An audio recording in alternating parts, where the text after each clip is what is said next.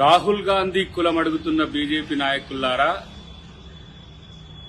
కుల మత రాజకీయాలు చేసే మీకు రాహుల్ గాంధీ కులమేందో తెలియని దుస్థితిలో ఉన్నందుకు ఈరోజు సిగ్గుపడాల్సిన పరిస్థితి వచ్చింది.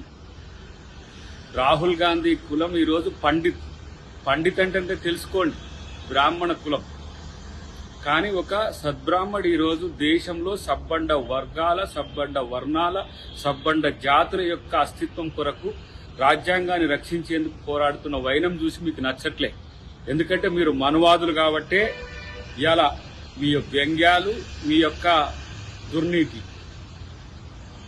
రాహుల్ గాంధీ కాబోయే ప్రధానమంత్రి అనే దృష్టితోనే ఆ కుటుంబాన్ని, నెహ్రూ కుటుంబాన్ని మొత్తం కించపరిచే స్థితి. మీరు గాంధీనే ఇలా కించపరుస్తున్న నాయకులు. మీరు ఇంకా సంస్కృతి సంస్కారాలు మీకు ఉంటాయని మేము ఎట్లా అనుకోగలం? ఏమన్నాడు రేవంత్ రెడ్డి గారు? కన్వర్టెడ్ బీసీ, ఆయన ఒరిజినల్ బీసీ కాదు, ఆయన అధికారంలో ఉన్నప్పుడు బీసీగా మార్చుకుండు అని చెప్తే మీకు ఎక్కడనో తాకింది. దానికి రాహుల్ గాంధీని కామెంట్ చేసే స్థితికి దిగజారిన మీకు ఎలాంటి సంస్కృతి ఉందో తెలంగాణ ప్రజలు గమనిస్తున్నారు. ఈరోజు దేశం కొరకు, ఈ దేశంలో ఉండే అన్ని ధర్మాల కోసం పోరాడుతున్నది రాహుల్ గాంధీ.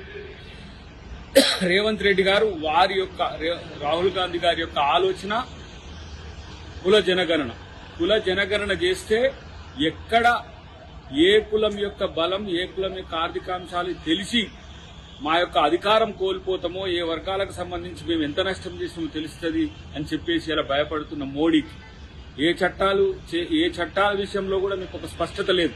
కేవలం మతం పేరు మీద, కులం పేరు మీద కుహాన ఉద్యమాలు చేసుకుంటూ మీరు మతాన్ని కూడా గౌరవించని ఒక కుసంస్కారిగా మీరు ఈరోజు చరిత్రలో ఉన్నారు.